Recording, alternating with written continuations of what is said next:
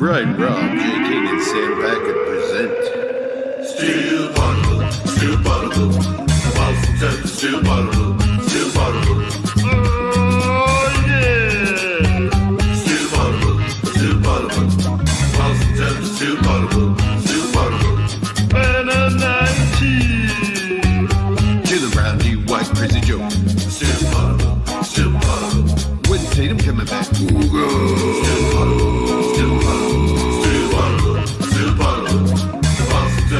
Bottle. Oh, yeah! Come on, Mom. I want some wisdom. Don't get the next generation. Let's go, young Your family. Celtics. Let's go, baby. Let's go. Young Family. Celtics, let's go. Let's go, baby! Welcome back to Still Potable, the best Celtics podcast here on Al Gore's interweb. I am Sam Jam Packard, professional sports fan, joined by two of the best beat reporters covering your Boston Celtics from MassLive.com, Brian, Rob, and from The Athletic, Jay King. Together, we are Still Potable, your Monday through Friday Boston Celtics podcast. If you want content from us Monday through Friday, go to our Patreon, subscribe today, patreon.com/stillpotable. We also have 2 free episodes for you a week. This is one of the free episodes.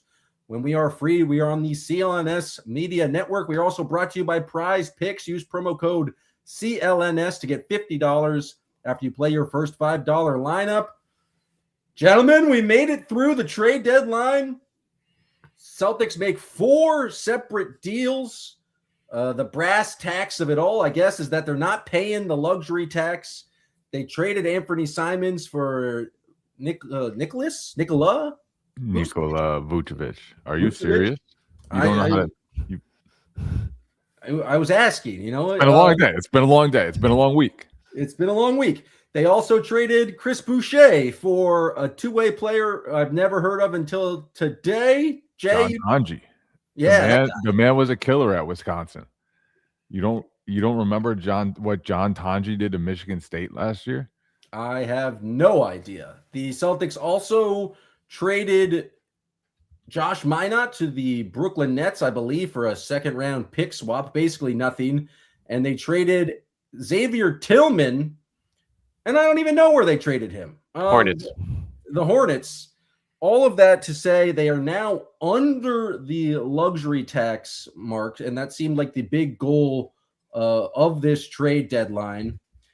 B-Rob, will start with you. What's your assessment of what the Celtics were able to accomplish over this last week? Subtract what they did in Houston last night. I think this was a good week for them. I think the Vooch addition makes sense from a standpoint of bolstering the team for a potential playoff run. I think he will be more valuable to this team than Simons will, with assuming that Jason Tatum comes back.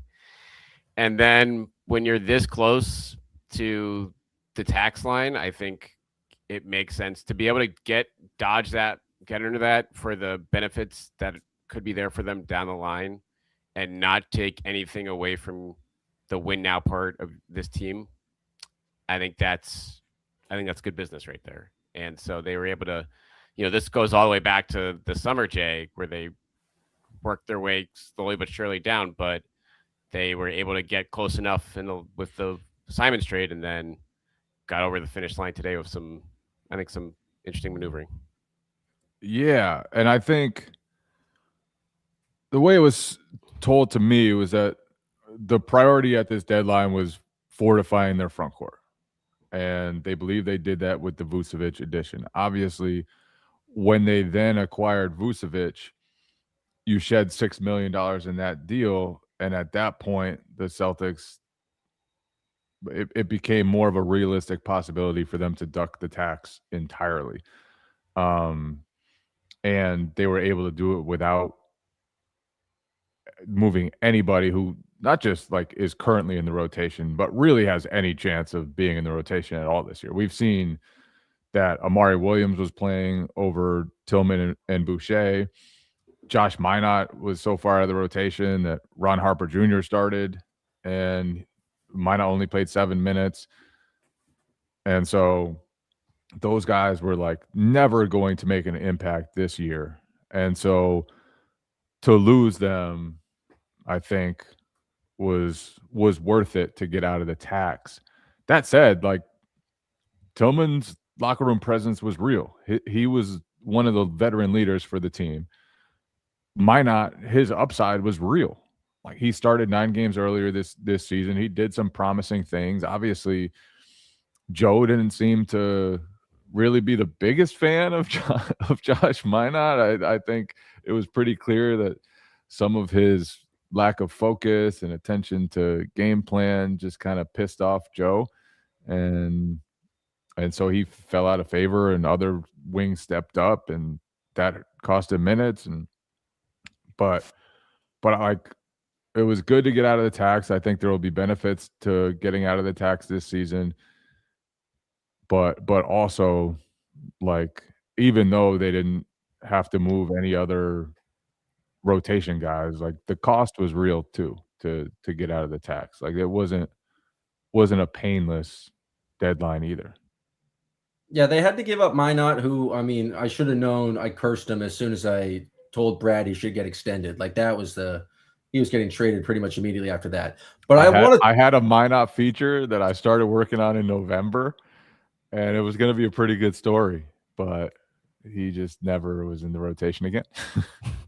No, and it was like a bad, like he did such promise at the start of the year. He's a long guy. Like he's still young. He could still probably turn into a player, and given the opportunity to play in Brooklyn, I think he still might do that.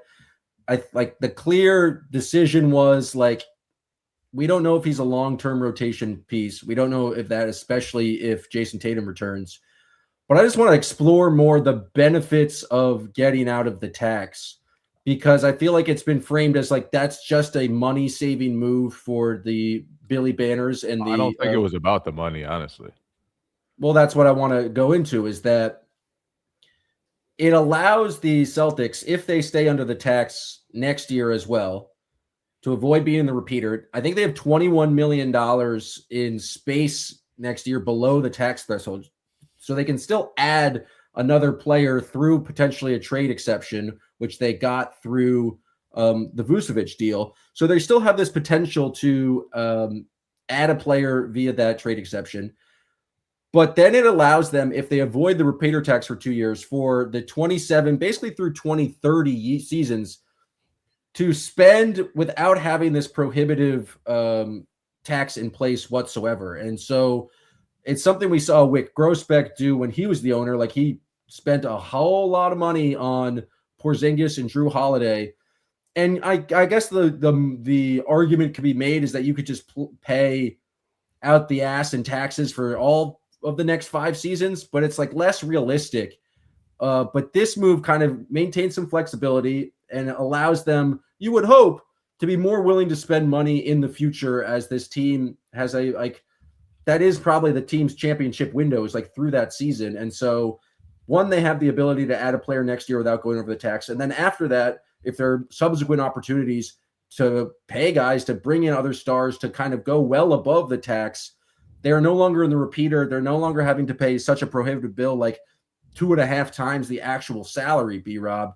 And so there's actually doing so is not just a money-saving thing. It's really about maintaining your flexibility and what you can do moving forward, not next season, but the seasons beyond that as well. Yeah, it's, again, the assumption is this will be reinvested in the team down the line and did it at a better return. For as awesome as this team has looked this year, the reality is, Jason Tatum, when he comes back, is probably going to, if he comes back, is not going to be his true self during the course of this regular season. And so I think staying in the tax and paying the high levels of money for this season, like that, not that that's money not well spent, but it's like, all right, are we better off using that now? Or if we can cut off that now and then use it in a year or two down the line to a better degree, like that, I think that's just good team planning, team building stuff. So it's the fact that they were able to get there without like having to touch any of these first round picks is fine. And then you look around big picture on a league today, and I guess Zubac is the big guy that was on the move, and other than that, no other centers were really in play there. So there's the fact that they kind of kept their options open for this offseason to go target that center if Vooch isn't the answer here. If he's not staying in his role, they have a lot of flexibility to do that now and to add more to the spending. So, and I look at that Pacers offer, Jay, and it's like that's an offer that the Celtics weren't going to be willing to top. I think, period. And Yeah, so it's not. they- I don't think They weren't going to be able to touch that. Really The Byron Pacers, is worth there. there could be a top 10 pick in that offer. Right. And Yeah.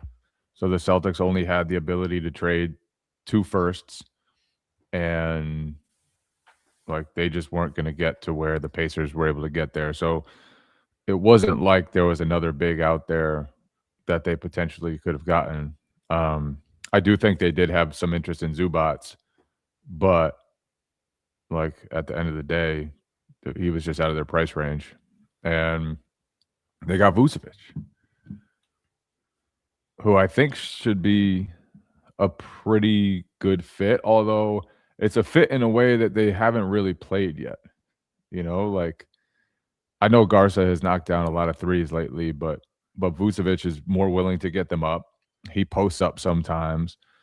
The one downside I see, or one of the downsides potentially, is he's a much worse offensive rebounder than Keita or Garza. Right now, his offensive rebound rate is 7.3%, which is about half of those other guys. And that to me could be a pretty big deal for the Celtics, because offensive rebounding has been a huge tool for them to get extra possessions. To like Keita and Garza have just dominated the glass when they've been out there. Celtics have a top 5 rebound rate. They have the number 1 offense in general. And like I feel like they'll probably ask Vucevic to do more crashing and play a little differently than he has in Chicago. But we'll see how all of that goes. And I'm interested to see like how his skill set meshes. I think his passing could be a pretty big deal. He's a very, very talented passer. My big concern about Vucevic is that he is just as of a plodding big man as Luka Garza. Like he is someone who is not swift of foot on the defensive end. That being said, you're bringing him in to be your backup center at this point. It feels like Nimi has earned the starting center. He is your most athletic big man. He's your most kind of versatile and guy you want there on the defensive end of the court. I guess the question is like, does that? How are they splitting minutes between Garza and Vucevic? And is Vucevic like that much bigger of an upgrade over Garza, considering the lack of offensive rebounding? Like you're still with either one of them, you're putting a slow-footed center who's an easy target potentially in a playoff series. B-Rob. It is, but at the same time, it gives you options.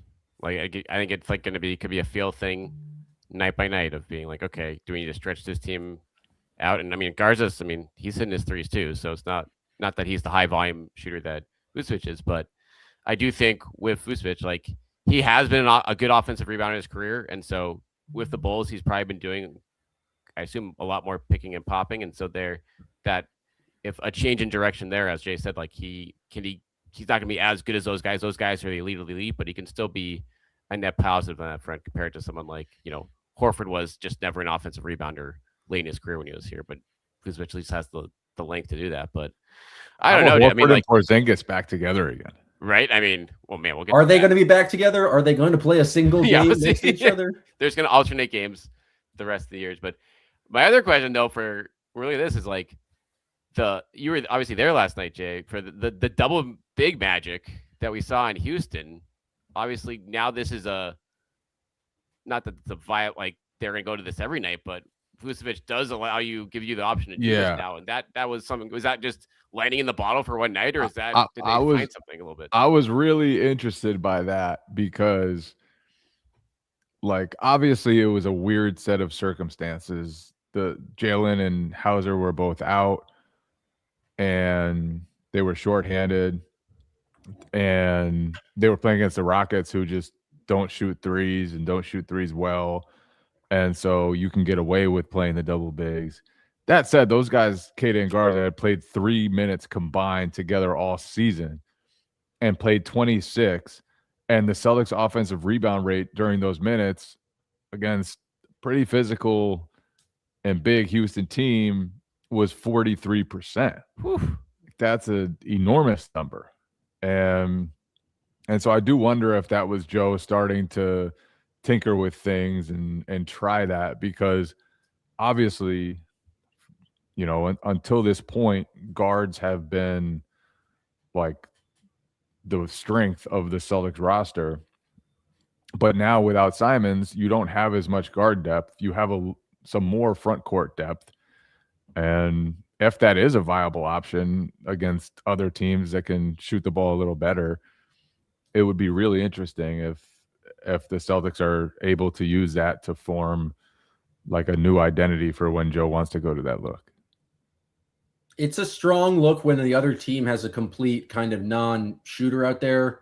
Like, I think you can get away with that when Amen Thompson's on the court and you can put one of your secondary bigs and not really have to worry about that. But if you have a team with a lot of spacing, I don't know how sustainable it is. It's not like any combination of these bigs. There's like the natural kind of 4 or 5 combo that you would imagine for these types of big men.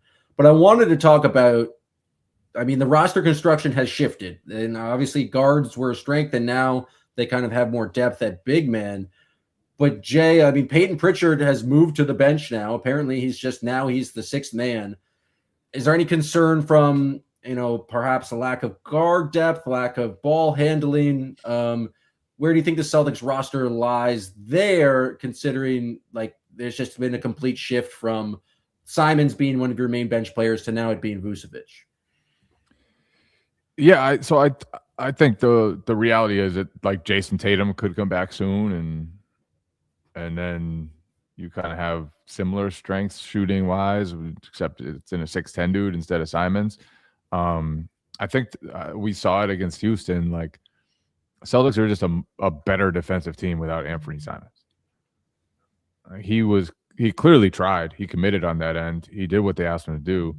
He competed, but like when you give his minutes to Ugo or Baylor Shireman or even Ron Harper Jr., who was great against Kevin Durant in his first start ever, like, you're increasing your physicality, your size, your defense. And so that's the part that's intriguing about this, is like, I do think their second unit, and Peyton Pritchard now is just cooking dudes in the 6th man role, and has quickly kind of adjusted back into that role and embraced it. But I think there's just I think there's a chance that the defense takes a step forward the rest of the way, because like they'll be just bigger and they'll have more size and more physicality without Simons and with Vucevic around. Yeah, I mean, we were looking at those numbers last night, and they're top 3 defensive team in the last 10 games here. So it's certainly trending in the right direction even before these deals are made. And, you know, Vucevic isn't the greatest defender, obviously. So, but at the same time, you don't need him to go up against like starters. Like you can kind of hide him as best you can around good wings, as we went through there. And so it just gives Joe Mazzulla pretty good flexibility here, I think. And you have 2 roster spots open. They already promoted Amari Williams into one of the spots, but they're eventually going to have to fill 2 of these roster spots by 2 weeks. And I think that will be a process where they also have to do a little bit of maneuvering if they want to stay under the tax. So you might see a 10-day here and then it opens up again, or you sign, I don't know, maybe they'll sign like Shoga just for the tax savings like down the line. But I imagine they're eventually going to try to get one buyout guy in here, one veteran. I would imagine a guard at some point down the line when they're able to hit that, and who's actually going to be available on that front. That'll be an interesting question to see, and what type of guy they go for on that front.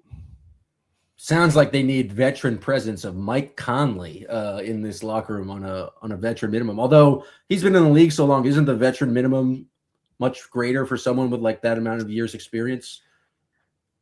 It's only they made it so the super experienced guys don't get penalized against the cap. So Gotcha. as long as like a rookie or first 2-year guy would be cheaper, but everyone else is want to leave a level playing field for the cap stuff. So that we'll see. I mean, there's actually a decent pool of guards that look like they're going to be out there. Conley is obviously one of them. I don't know. Again, I don't know if these are guards you want. Yeah, Chris Middleton might be out there. Lonzo Ball, who's been pretty bad this year. Cam Thomas is out there. No, thank you. So there will be names, and the Celtics. There'll be names, and none of them will matter because buyout guys don't make an impact. I want to get your guys' thoughts on some of the other deals, especially focusing on teams in the Eastern Conference. But before I do, I want to tell the listeners that today's episode is brought to you by Prize Picks. Prize Picks is the best way to have some fun and making some money while you're watching sports. With over 10 million members and billions of dollars in awarded winnings, Prize Picks has made daily fantasy sports accessible to all. You just pick more or less on at least 2 players for a shot to win up to 1,000 times your cash. Basketball season is heating up, and Prize Pick is the best place to get real money action while watching your favorite sports. They have a bunch of different ways where you can play and win. They invented Flex Play, which means you can still cash out if your lineup isn't perfect. You can double your money even when one of your picks doesn't hit.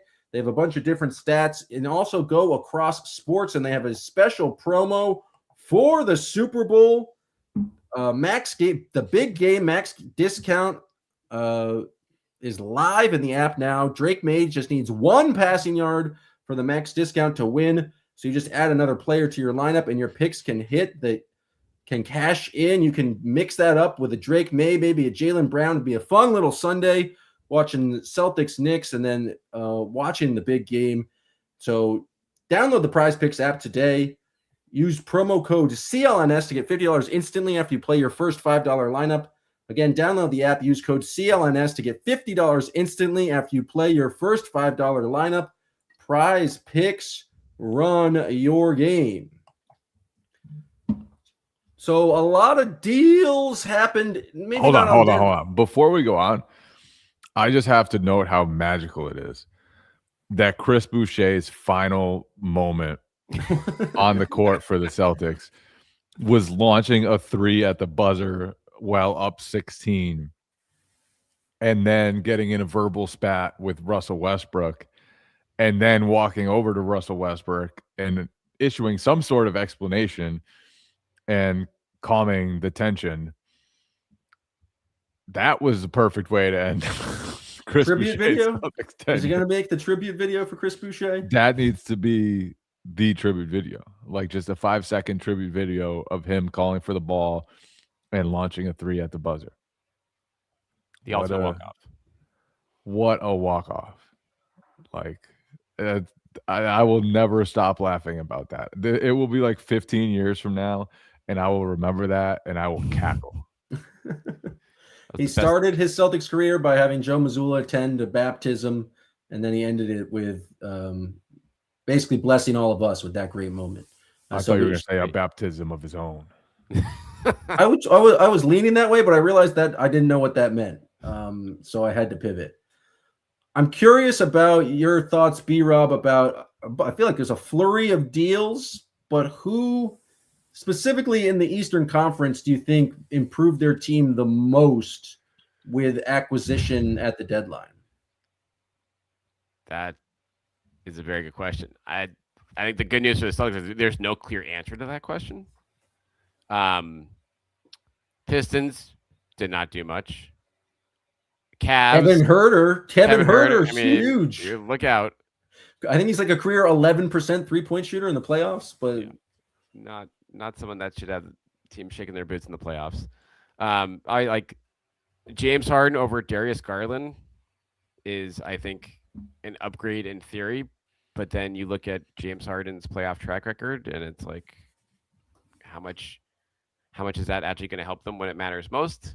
But given where Garland has been, what he's done this year, you have to, certainly like that for them to a degree. And then Giannis stayed put, so everything else is just, I think, bench depth stuff. And so push comes to shove, I think the Cavs did the most to help themselves, but I don't think it's going to make that big of a difference for them with what they already have. And so with Giannis staying put, I think that's pretty much like the best news of the deadline for the Celtics when you look at around the East.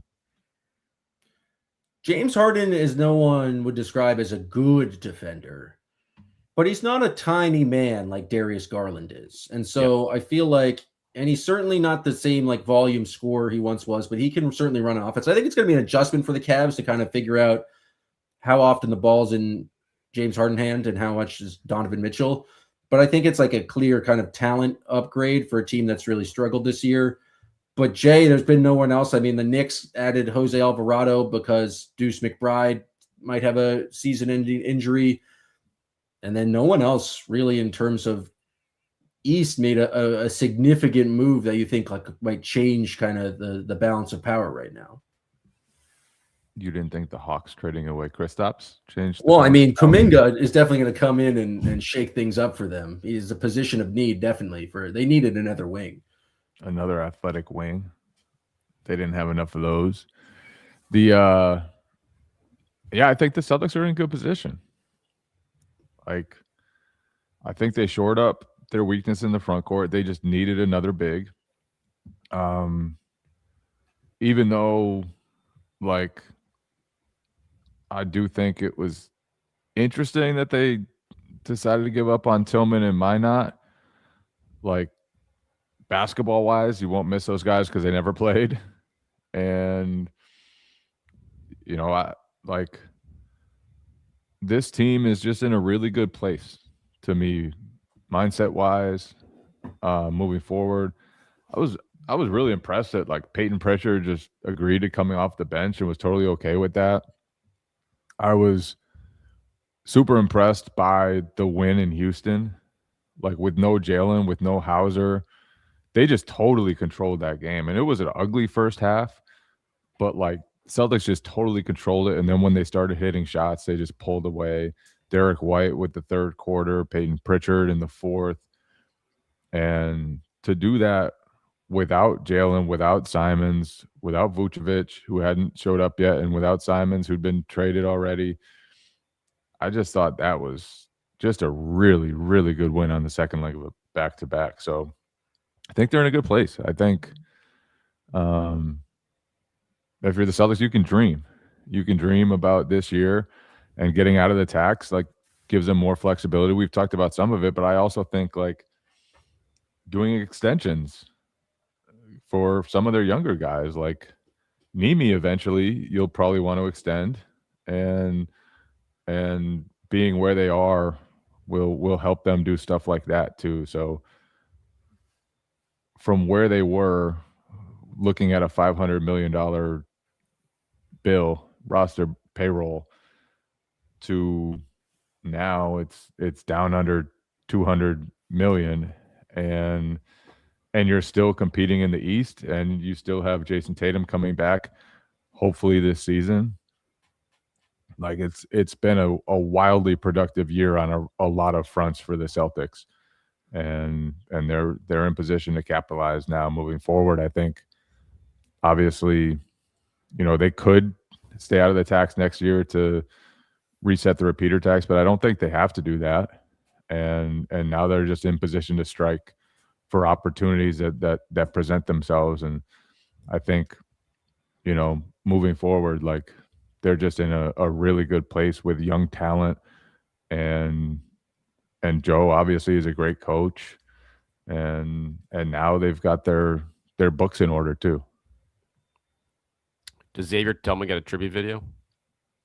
Game 3 of the finals of 2024. Just show that one clip. I think you have to. I think you have to for that. I think you give him the tribute video. Yeah, he was a great teammate. Great teammate. I mean, he showed up, and people thought he was going to be like a pretty big part of things on the court. Never really became that. Had some knee issues, and was limited physically because of that, but he never, like, no matter playing time was gone, it didn't matter. He always brought the same positive energy, and there's a lot of respect for him in that Celtics organization for sure.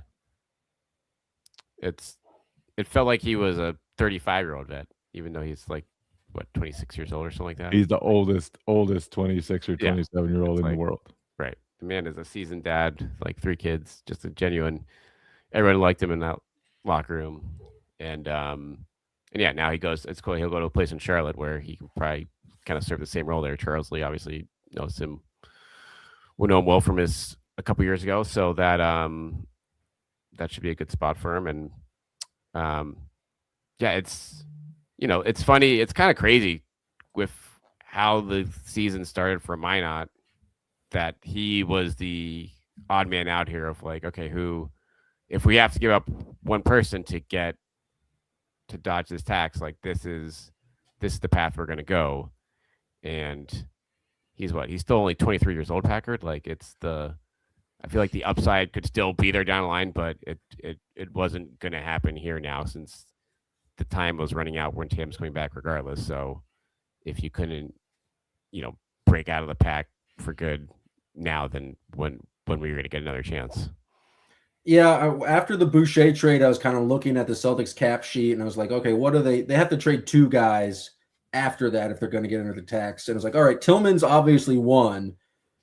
And then it really came down to a choice between Minot or Shireman.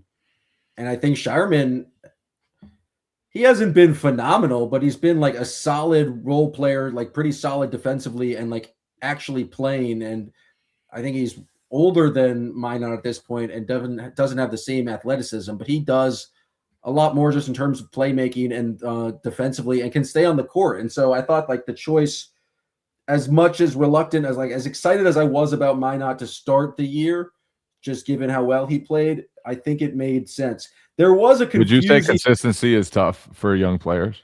I would say it's probably the toughest thing for young players to kind of establish themselves in this league.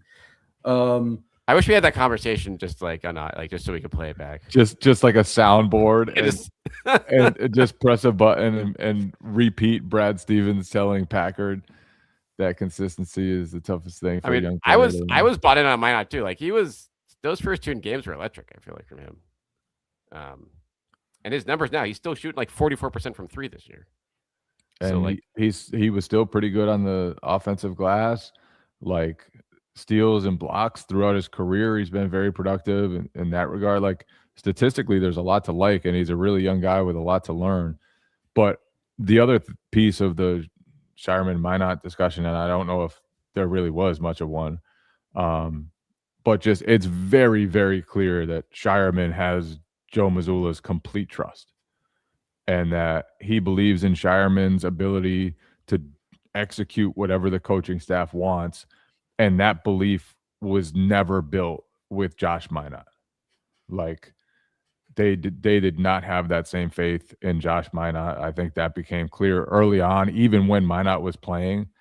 Like Joe, he would get yanked immediately for he one would get mistake. yanked. Joe would have like just blow ups on the sideline about some of his mistakes, and it became even more clear as Minot lost playing time and all the other young wings just kind of catapulted him. It's been a wild year on that front of the wing brigade, but now you have throw good old Ron Harper Jr. in the equation. Yeah. To bury Minot even further as last night. That was such a nice performance. He was just like the defense is one thing.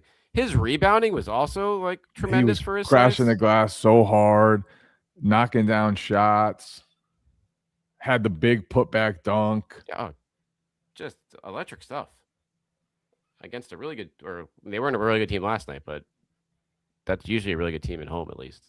I don't know, that Houston team. They could be in trouble anywhere. Yeah, they could be in trouble. That Steven Adams injury was just catastrophic for them, because that was their identity, was just mash teams. And now they can't mash teams anymore, and they still have limited shooting. And they just seem like a team kind of going nowhere. Even did you see their quote from their GM? No. I only saw it on Twitter. Pretty sure it was real. But Raphael Stone said like one of the considerations that he had at the trade deadline was that he thought to himself, like, maybe this just isn't our year. Wild to admit that. Like, do you know how old Kevin Durant is? I guess Yeah. like Fred VanVleet goes down, you're just like, I get we'll try Reed Shepard, but if he doesn't go, it's just not our year. Yeah, he said, given the number of injuries we've taken, one thing we did look at was, is this just not our year? You'll love to hear that if you're a Rockets fan. Just like, what do you shrug your shoulders. You know what, guys? Like, just ain't our year. call a spade a spade? Forget it. Let's just back it up and try again next year. Yeah, Kevin Durant's only 37 years old. And if what he meant was that they just thought after the injuries, there's no point in doing something. Like, they still like their young guys. They still want to try things with Kevin Durant. They think once they get healthier again, they'll have more of a shot to actually do something. They didn't feel like they were one piece away, whatever. But the way he said it was just hysterical. I've never seen a GM say anything like that. I appreciate the honesty from Mr. Stone. We mentioned it a brief bit, but I do want to just bring back the Pacers' decision to trade for Zubac. They gave up their first round pick this year, 1 to 4 protected, and then 10 to 30 protected. So if it's 5 through 9, that lottery is going to be a crazy night for those two teams. And their GM said that. One of their beat reporters was like, "The lottery is going to be a crazy night." And he's like, "Yeah, buddy," with a popcorn emoji. It's like a fit. Even if they finish in the bottom 3, even if they finish with the worst record in the league, the flattened lottery odds, it's basically a 50-50 chance that they give up that pick, like that they end up with the 5 pick or below. That's just a crazy chance to take on Zubac. I think if everything goes well and they keep that pick and have Halliburton, Siakam, Zubac, Nembhard, like they're kind of right back there as a kind of contender at the Eastern Conference. Even if they don't add the top 3 picks, I think they're going to be a very, very solid team. But it's a very big risk just to give up something of that much value on lottery luck alone. Like they don't have a lot of control over what is really a 50-50 chance, B-Rob. Yeah, I like Zubac. I don't like him. I don't think I like him that much to take that type of to roll the dice that much. But see, I like it for them because Halliburton's going to come back. They needed to replace Miles Turner. Their roster, like once Halliburton comes back, they're still going to have a chance to make a deep Eastern Conference run. And so I kind of liked it for them. Maybe I I'm just don't like crazy. him. You like him that much though? Like I think he's really good. And to get a really good 20-something big man who still has 2 years left on his contract at a reasonable rate, like it's tough to get guys like that, especially centers. Like you mentioned the center market, B-Rob. It's like where there's no one really else out there of his caliber. And how else do the Pacers really acquire player? Like, I guess free agency's not. It's just like a big swing, but it makes sense trying to replace Miles Turner because I don't know what other path they had to give. Like Jay Huff was not going to be a championship caliber starter. Yeah, like I don't blame it. Like it Huff league in block rate, by the way. Yeah, he's a little back up there, but yeah, I'd say like the Clippers did very well here. Like that's the ultimate. They sold very high and very well, and it's wild to me that the Clippers had won like 15 to 20 or something. They'd gone on some crazy run, and then Harden's like, "Yeah, I'm out of here anyway," and then they sell off their other piece. Like I don't know, I was kind of half expecting Kawhi to be on the market in the hours before the trade deadline for the full reset there. But regardless, the Eastern Conference will be that much not loaded next year, but certainly that's a team that's going to be right there in the mix for everyone else now. Assuming Halliburton comes back looking semi close to himself. So that was probably the biggest the most noteworthy move of the Eastern Conference of the deadline for the long term. Other than the Bucks taking aim at Shams Charania for no reason whatsoever. That was wild. Like they're just denying that reporting the truth. Like that's it. They're just mad that Giannis was legitimately conflicted, and Shams was reporting on it. I mean, the social team is probably were very upset that they might deal Giannis. They were trying to, raise the Normally, spirits. when the social team does something like that, the directive, I would guess, comes from above. I guess the Bucks, John Horst was pissed. Giannis didn't want to leave at all. Shams made it all up. And now Giannis has to coach Shams in the Celebrity All-Star game. Also, did you guys see who else is on Team Giannis in the Celebrity All-Star game? Taco Fall. Is that not just like kind of an insult to Taco Falls? Like, you were in the league 3 years ago. But Taco's just Taco. Like, he'll just be so happy to play in that game that it doesn't faze him.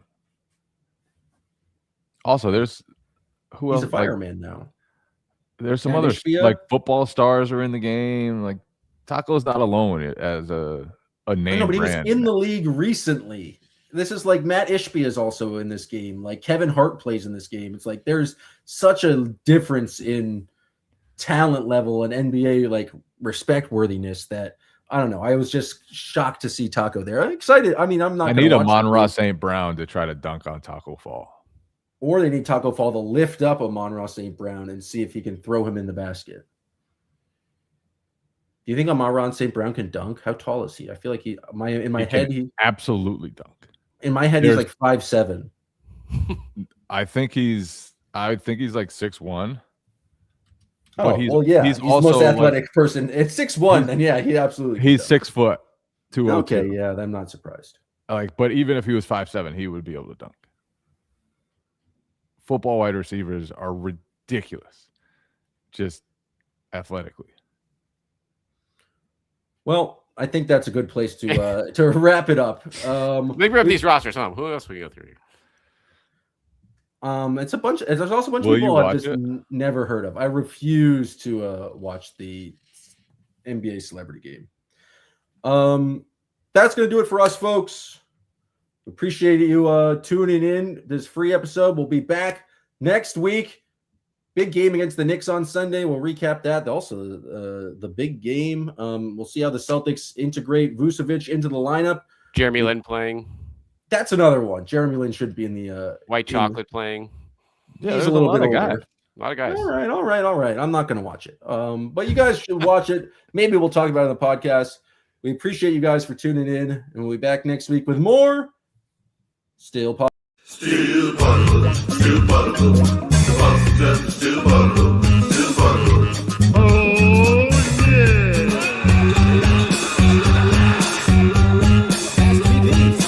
Slow down from eating and drinking and all that wild stuff.